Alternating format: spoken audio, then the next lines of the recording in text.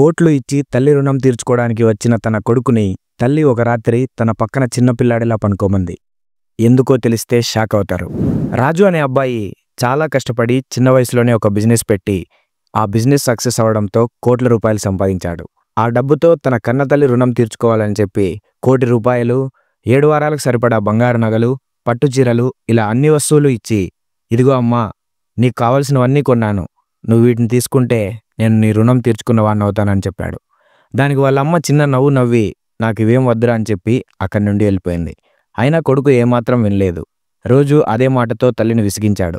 చివరికి అతను పట్టుదల చూడలేక ఆ తల్లి ఒక వింతైన షరతు పెట్టింది. సరే నాయనా, నువ్వు నా రుణం తీర్చుకునేంత పట్టుదలగా ఉన్నావు కాబట్టి నేను అడిగింది చెయ్యి. ఈరోజు మీ నాన్న ఊర్లో ఉండరు కదా, రాత్రికి మన ఇద్దరమే ఉంటాం కాబట్టి నువ్వు చిన్నప్పుడులాగా వచ్చి నా పక్కన పడుకో, నా రుణం తీరిపోతుందంది. తల్లి కోరిక వింతగా అనిపించిన ఇంత చిన్న పనితో తన రుణం తీరిపోతుందంటే చాలని రాజు వెంటనే ఒప్పుకున్నాడు.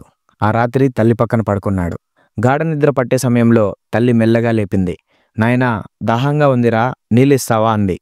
రాజు ప్రేమగా లేచి నీళ్ళిచ్చాడు.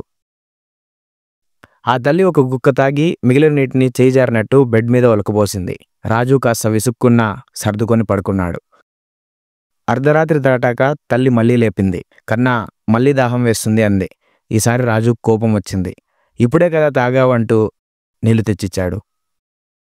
ఆమె మళ్ళీ ఒక గుక్క తాగి మిగిలిన నీటిని బెడ్ మీద పోసేసింది. రాజు కోపంతో తల్లిని కసురుకొని అలాగే పడుకున్నాడు. తెల్లవారుజామున తల్లి మూడోసారి లేపడంతో రాజు సహనం నశించింది. ఏంటమ్మా ఇది, నన్ను నిద్రపోనివ్వవా, బెడ్ మొత్తం నాశనం చేశావని గట్టిగా అరిచాడు. అప్పుడు ఆ తల్లి ప్రశాంతంగా అంది. నాయనా, కేవలం నీళ్లతో బెడ్ తడిసినందుకు, ఒక్క రాత్రి నిద్రలేనందుకే నువ్వు ఇంతలా అరుస్తున్నావు. కానీ నువ్వు పసిపిల్లాడిలా ఉన్నప్పుడు రోజు మూత్రంతో బెడ్ మొత్తం తడిపేసేవాడివి. నేనెప్పుడూ చిరాకు పడలేదు. నువ్వు తడిపిన చోటు నేను పడుకొని నిన్ను పొడిగా ఉన్న చోట పడుకోబెట్టి లాలి పాడేదాన్ని.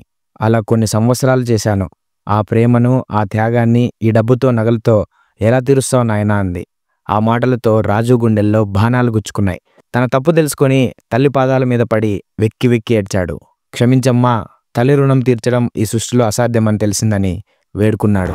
ఫ్రెండ్స్, అమ్మ అంటే ఆ దేవుడు మనకిచ్చిన వరం. ఆమె ప్రేమకు మనం వెలకట్టలేం. ఆమె త్యాగానికి రుణం తీర్చలేం. మనం చేయాల్సిందల్లా ఆమెను కంటికి రెప్పలా చూసుకోవడమే. ఈ స్టోరీ వింటున్నప్పుడు ఒక్క క్షణమైనా మీకు మీ అమ్మ గుర్తొచ్చి ఉంటే, ఆమె త్యాగం గుర్తొచ్చి ఉంటే దయచేసి కామెంట్స్లో ఒక్కసారి లవ్ యూ మామ్ అని కామెంట్ చేయండి. ఈ కథ మీ మనసును తాకితే ఈ వీడియోని తప్పకుండా లైక్ చేసి మీ ఫ్యామిలీ అండ్ ఫ్రెండ్స్కి కూడా షేర్ చేయండి. ఇలాంటి మరిన్ని కథల కోసం మా వినయ్ టీవీ ఛానల్ని సబ్స్క్రైబ్ చేసుకోండి. Thank you so much.